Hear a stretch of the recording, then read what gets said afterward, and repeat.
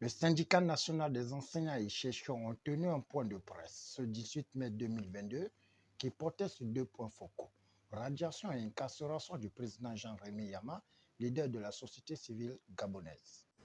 Point de presse du syndicat national des enseignants et chercheurs du 18 mai 2022 sur la radiation de son président. Après l'incarcération arbitraire de son président, Jean-Rémy Yama, le 2 mars 2022, le syndicat national des enseignants et chercheurs, SNEC, découvrait sa radiation de la fonction publique le 24 mars 2022. Un acte de plus dans l'acharnement unique par le régime en place contre Jean-Rémy Yama, condamné par la majorité des leaders de la société civile et de nombreux Gabonaises et Gabonais épris de justice et de paix. Toute la question est de savoir qui en est le signataire.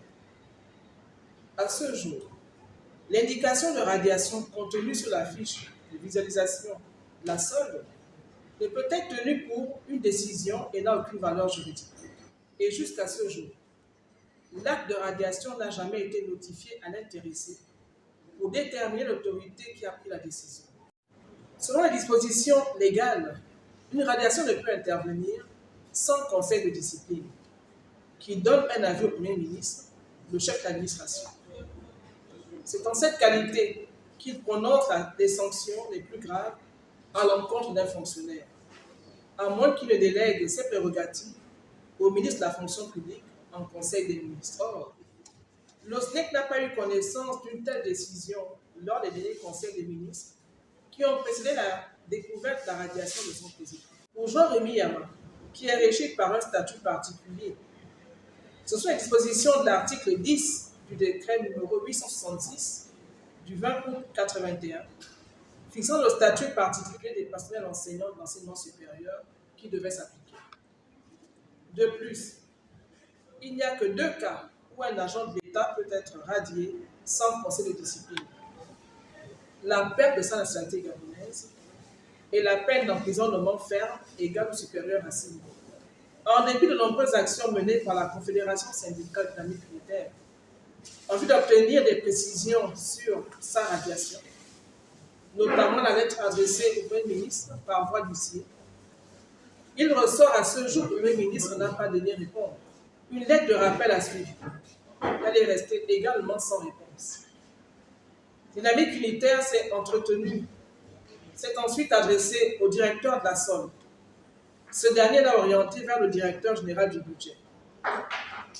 Une demande d'audience est déposée auprès de ce dernier depuis le 3 mai 2022. À ce jour, aucune suite n'a été donnée à cette requête. Dynamique militaire s'est enfin adressée, toujours par voie d'huissier, au recteur de l'USTM des sciences et techniques de Massoukou. Dans ce sens, à l'USTM, aucun conseil d'université ne s'est tenu depuis 4 ans. Au cours d'une réunion, le SNEC a posé la question au secrétaire général de l'enseignement supérieur et de la recherche scientifique de savoir si cette radiation émanait du ministère. Ce dernier a répondu que l'initiative n'émanait pas du ministère. Ce sont les agents de la Direction générale des contre-ingérences et de la sécurité militaire B2 qui, sur ordre du procureur du tribunal de première instance de France civile, sont allés demander les états de service du président du SNEC et d'amis militaires. Que peut donc venir chercher un procureur de la République dans la gestion administrative d'un agent de l'État? L'article 40 de la loi numéro 043/2018 du 5 juillet 2019 portant code de procédure pénale précise ses prérogatives.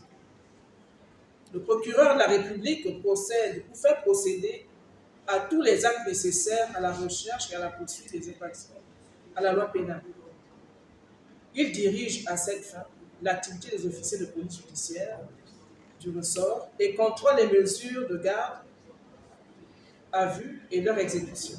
En cas de crime ou de délit flagrant, il exerce les pouvoirs prévus aux articles 52, 63 et 67 du présent code. En somme, il n'est nullement mentionné ici le contrôle des activités pédagogiques d'un universitaire. Il est vrai que le procureur peut intervenir pour donner des éléments d'appréciation au ministre de la fonction publique. Mais ce problème a-t-il un caractère pénal prononcé qui nécessite l'ingérence du procureur de la République?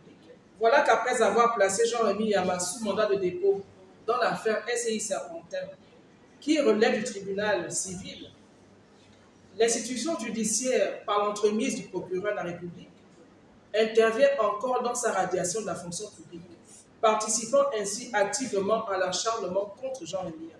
En effet, il est très dangereux que le procureur de la République, qui est censé protéger les citoyens par ses décisions, soit le premier à envoyer Jean-Rémy Yama en prison, tout en sachant que le litige qui oppose SCI Serpentin et certains de ses actionnaires relève du civil, en intervenant pour donner des éléments d'appréciation à l'autorité qui a décidé de sa radiation.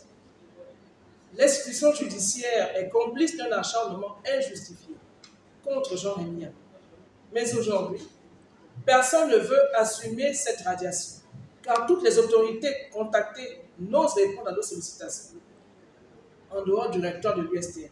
Or, obligation est faite aux dépositaires du pouvoir de répondre de leurs actes, car il n'y a pas de pouvoir sans responsabilité. C'est l'occasion ici pour le SNEC de condamner une fois de plus la répression disciplinaire dont est victime Jean-Rémy Yama. Une répression qui traduit la crise du modèle de gouvernance des agents publics gabonais. Elle se caractérise notamment par la violation des procédés administratifs en matière de radiation, livrant ainsi les travailleurs à l'arbitraire. Assurément, la radiation de Jean-Rémy Yama cache des motifs inavouables. Car comment comprendre la volonté d'un pouvoir peu scrupuleux à refuser au président du SNEC et de l'AMIC militaire le bénéfice de la protection disciplinaire à laquelle il a droit du fait de son statut d'agent public?